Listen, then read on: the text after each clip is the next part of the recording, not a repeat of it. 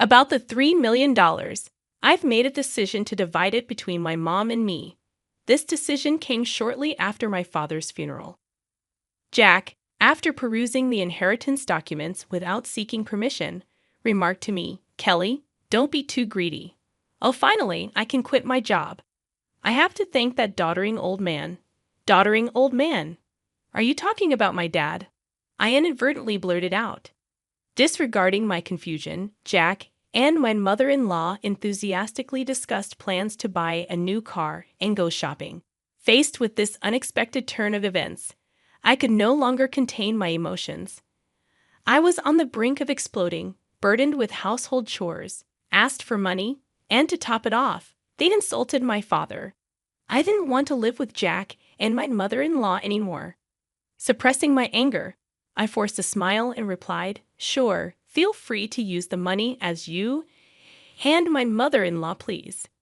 I am Kelly Cohan, a 38-year-old housewife working alongside my husband. My parents were doctors who ran a well-reputed clinic in our hometown. As an only child, I was showered with love. After graduating from the School of Pharmacy, I secured a job at a major pharmaceutical company. Although my parents were disappointed I didn't become a doctor, they respected my decision. 10 years ago, my mother unexpectedly died in an accident, leaving me and my father devastated. During those difficult times, Jack, then my boyfriend, supported me.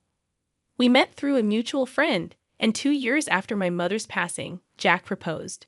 Jack was an ordinary salaryman in the food and beverage industry. Despite earning significantly more, I believed we could overcome any difficulty and be a happy couple. My father was overjoyed when I told him about our engagement. "I've heard how Jack supported you, Kelly. Thank you so much. Please continue to take care of her," he said. Facing my father, Jack stood straight and promised, "I will make her happy." Standing next to Jack, I was enveloped in feelings of happiness. The following week, we went to Jack's family home to announce our marriage. His mother, with flashy makeup and divorced from Jack's father, evaluated me rudely. "Marriage, huh? You're Jack's choice, are you? Isn't she a bit plain for your choice? And she's older, right? Wouldn't a younger and prettier girl be better for you?" Jack quickly retorted, "Mom, you know M Pharmaceuticals, right? Kelly works there. Her father is a doctor and runs his practice." I expected Jack to praise my character, but instead, he emphasized the financial advantages. Hearing this, his mother's expression changed to one of satisfaction. "Oh, Jack, you should have told me such important things earlier. That changes everything. I happily approve of the marriage. Nice to meet you, Kelly. Thank you." After gaining approval for our marriage from Jack's mother, Jack was overjoyed. However, I couldn't shake off a sense of unease. Despite things going smoothly, and our decision to get married, when we were about to register our marriage, my father, a doctor and real estate investor, gifted me an apartment in a luxury building in New York City. I told Jack, "Dad has given me this apartment as a wedding gift, but it's our new home. Let's live here happily and peacefully together." Jack smiled happily, and thus our married life began. However, after getting married, I realized something unsettling. Jack, who had lived with his parents until then, was almost incapable of doing household chores. He couldn't cook, didn't know how to use the washing machine, and showed no interest in learning. He would leave his garbage scattered around, not bothering to throw it away. While I wanted to diligently share household responsibilities, Jack's careless attitude increased my dissatisfaction. In the first year of marriage, I took on all the household responsibilities despite some complaints, given that we were still in the honeymoon phase. But with the exhaustion from work and struggling to keep up with chores, I reached my limit in our second year. Deciding to have a serious talk with Jack about sharing household duties, I bravely expressed my dissatisfaction. To my dismay, Jack responded without gratitude or reflection, saying, "I'm tired from work too. You're much better at chores than I am, right? It's better if you do them since I'm not good at it." Dismissed just like that, Jack hardly helped with the chores, and I continued to bear the brunt of our household responsibilities. But that wasn't the only problem. After marrying Jack, I discovered his mother also had some peculiar ideas. Jack wasn't very interested in seasonal events, so I decided to send a quality scarf and carnations to his mother for Mother's Day. Despite choosing a nice scarf from a department store, his mother called me sounding displeased. She criticized the scarf, saying it wasn't from a famous brand and was absurd to send such a no-name item. I tried to explain its quality, but she wouldn't listen, insisting she wanted items from a very famous luxury brand.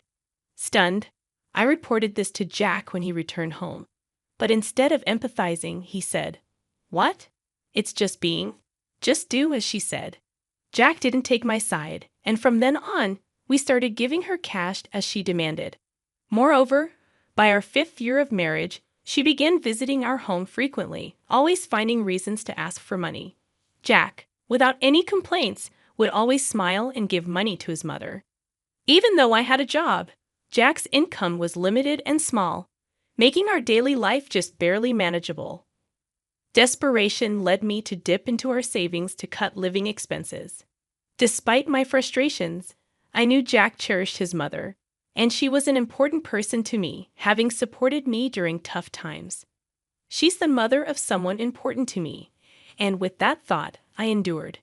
Now, in our 8th year of marriage, I continue to handle all the household chores and keep giving money to my mother-in-law.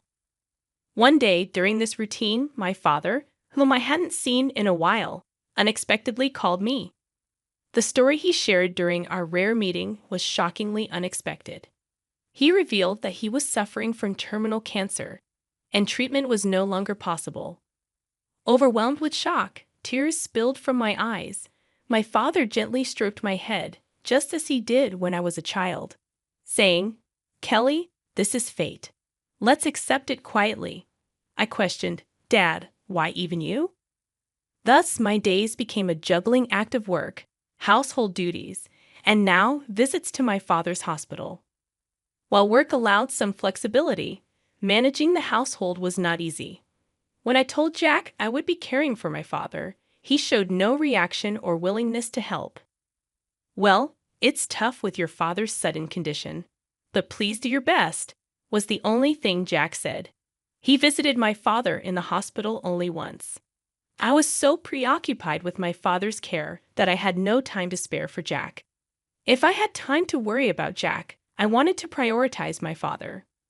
One day, as my father lay in his hospital bed, he suddenly asked me, "Kelly, how is your marriage with Jack going?" Caught off guard, I found myself thinking about Jack's attitude at home and his mother's behavior. I couldn't answer properly. Seeing my hesitation, my father seemed to understand and spoke to me, "Kelly, you don't have to endure. Think about your happiness. Don't worry. You won't have any hardships after I'm gone." I couldn't hold back my tears and wept, and my father silently and firmly held my hand. 3 months later, the inevitable moment arrived. My father passed away quietly. Engulfed in immense sorrow, I started arranging the funeral.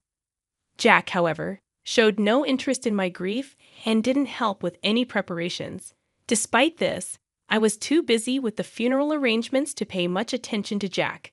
Many friends and acquaintances attended my father's funeral, making it a heartfelt farewell. Even the indifferent Jack and his mother attended. The day after the funeral, I received a call from a lawyer about my father's inheritance. I arranged a meeting with the lawyer and listened to the explanation. The information was all new and quite surprising. After deducting taxes like inheritance tax, my father's estate amounted to over $3 million. He had not only earned income as a doctor, but also made real estate investments, leaving behind such a vast fortune, all of it to be inherited by me, his only daughter. Wrapped in surprise and gratitude, yet trembling at the thought of handling such a huge amount of money, I proceeded with the inheritance process. After returning home, I spread out the documents received from the lawyer on my desk. Reading through them, exhaustion overwhelmed me, and I ended up dozing off on the sofa for a short while. When I awoke, I heard the cheerful voices of Jack and his mother from afar. "Huh, Jack and mother too. When did you come?" As I spoke, Jack approached me with a beaming smile, saying, "Yes, Kelly, well done. Huh, what? Confused by his sudden excitement. I noticed the documents in Jack's hand. They were the inheritance papers I had received from the lawyer. Wait, don't just read those without asking. Shocked and angry at Jack for looking through the documents without permission, I raised my voice at him. However, my mother-in-law, unconcerned, happily chimed in, "Wow, an inheritance of $3 million. Isn't that amazing? Now we can live comfortably for the rest of our lives." Confused, I couldn't understand why my mother-in-law suddenly said that. Then Jack turned serious and continued, "By the way, about this $3 million, I've decided that it will be split between me and my mom." It was right after my father's funeral. Jack, having looked at the documents related to the inheritance I was supposed to receive without permission, said to me, "Kelly, don't be too greedy." Oh, now I can finally quit my job. I have to thank that doddering old man. Doddering old man, are you talking about my dad? I accidentally said it out loud. Well, anyway, let's proceed with the inheritance process and get the money into our joint account as soon as possible. Ignoring my confusion over this sudden turn of events, Jack and my mother-in-law were excitedly talking about buying a new car and shopping. At that moment, I couldn't hold back my emotions any longer. I was on the verge of exploding, being burdened with household chores, asked for money, and to top it off, they insulted my father. While holding back my anger, I replied with a forced smile, "Sure, use the money you and my mother-in-law, please, as you wish." Hearing this, my mother-in-law, seemingly satisfied, said cheerfully, "That's the spirit, Kelly." Quick to agree. "Now make sure you work hard and earn money. I don't want our savings to decrease, so work hard." I just nodded and pretended to listen to her selfish words. Afterward, Jack and my mother-in-law began living as if they had lost their minds, consuming money lavishly.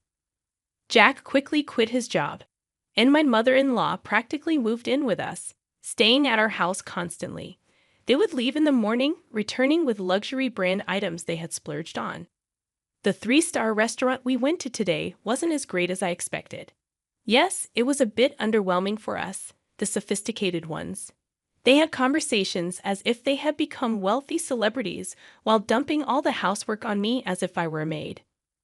Jack seemed to think my father's inheritance would come through immediately. He carelessly withdrew money from our joint account, and my savings of $100,000 dwindled rapidly. When I protested their excessive spending, Jack just laughed it off. "Huh, what are you talking about? Isn't $3 million coming soon? Then this kind of spending is no big deal." I warned him, "I've already stopped it."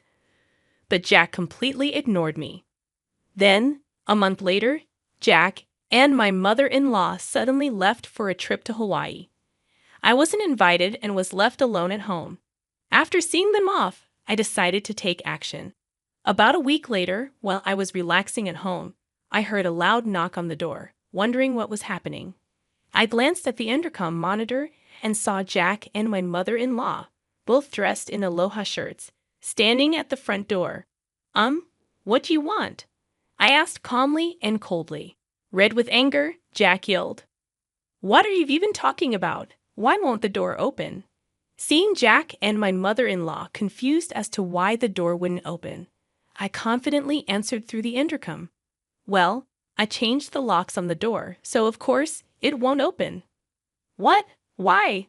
Let's talk over this calmly at the nearby cafe." "Please go ahead. I'll join you shortly," I suggested. Jack and his mother, after shouting in front of the entrance, seemingly realized it was futile and soon headed to the cafe. Once I confirmed they had left, I made my way to the cafe. Arriving there, I saw Jack and his mother, who had arrived earlier, waiting in a state of fury. "Hey, what's this about? Did you change the locks? Hand over the new keys right now." "There's no need for me to give you the new keys. You both need to leave that house," I calmly told Jack and his mother. Facing a visibly angry Jack, I presented a piece of paper. It was a divorce petition I had already filled out. "Divorce? You're serious about divorcing me?" His mother was equally shocked and bewildered. Kelly, why has it come to this? I spoke quietly to the two who were panicking and flustered. By the way, you've been spending lavishly every day. Are you sure your finances are okay? What money? Of course, it's fine, Jack retorted vehemently, spitting as he spoke. Your father's inheritance is coming, right? There should still be over $50,000 in our joint account. Look, I'll show you right now. Here it is. Saying this, Jack took out his smartphone and opened the banking app to check the account. At that moment, his expression changed abruptly. What? What's this? Why is the money gone? It was there just the other day. Hearing Jack's words, his mother also hurriedly looked at her phone, her face showing confusion. I revealed the truth to them as they were panicking, not understanding the situation. Of course, it's gone. I'm divorcing you. So I moved that $50,000 to my account as part of the property division. What? What do you mean? Jack's face turned to anger for a moment. But then he smirked, as if remembering something. Fine, I'll divorce you then. Transfer the inheritance you got from your dad right away. After all, property acquired during the marriage is split half and half in a divorce, right? Well, you might be misunderstanding something. I replied, why didn't you know? The inheritance I received, even though it was during our marriage, doesn't count for property division. There was a moment of silence between us. Then Jack and his mother's expressions changed drastically. Perhaps they truly believed they would receive part of my inheritance. I was just astonished and could only sigh in disbelief. No, that can't be true. That's impossible. Her face turned red with a mix of denial and anger. Please check for yourself, I said mockingly. Jack started frantically searching on his smartphone. It says here, property inherited by one spouse from a parent is considered separate property. Therefore, it's not subject to division and can't be split between the spouses. What? Seriously? His mother too looked at the screen in shock. Then Jack approached me, pleading desperately, Kelly, please don't divorce me. I have no savings and no job. How am I supposed to live if you divorce me? Faced with Jack's whining, I spoke to him clearly and firmly. What are you talking about? Take responsibility for your actions. I will never forget how you both treated me. I'm divorcing you. I'll go to court if I have to. Intimidated by my fierce demeanor, which they had never seen before, Jack and his mother shrunk back in fear, whimpering softly. Leaving the two of them dejected, I walked out of the cafe. Later on, Jack and I were able to go through the divorce proceedings without any issues. The $50,000 I had moved from our joint account was recognized as part of the marital property division. Eventually, I managed to get Jack and his mother out of my house. Jack, having already squandered the money from the property division, found himself penniless. Furthermore, he was overwhelmed with bills from the overseas trip and other expenses he had paid for with his credit card, quickly sinking into debt. Jack and his mother had to take on even more debt to make these payments, and they now live in a rundown apartment, working tirelessly every day to pay off their debts. The stark contrast to their former lavish lifestyle has been a huge shock for them. On the other hand, I sold the condo I used to share with Jack. I then moved into the apartment that used to belong to my father. I continue to work as before, but with the inheritance I received from my father, I am living a comfortable life financially. With gratitude to my late father in my heart, I want to start anew and cherish my life ahead. I aim to protect my happiness and spend my days peacefully.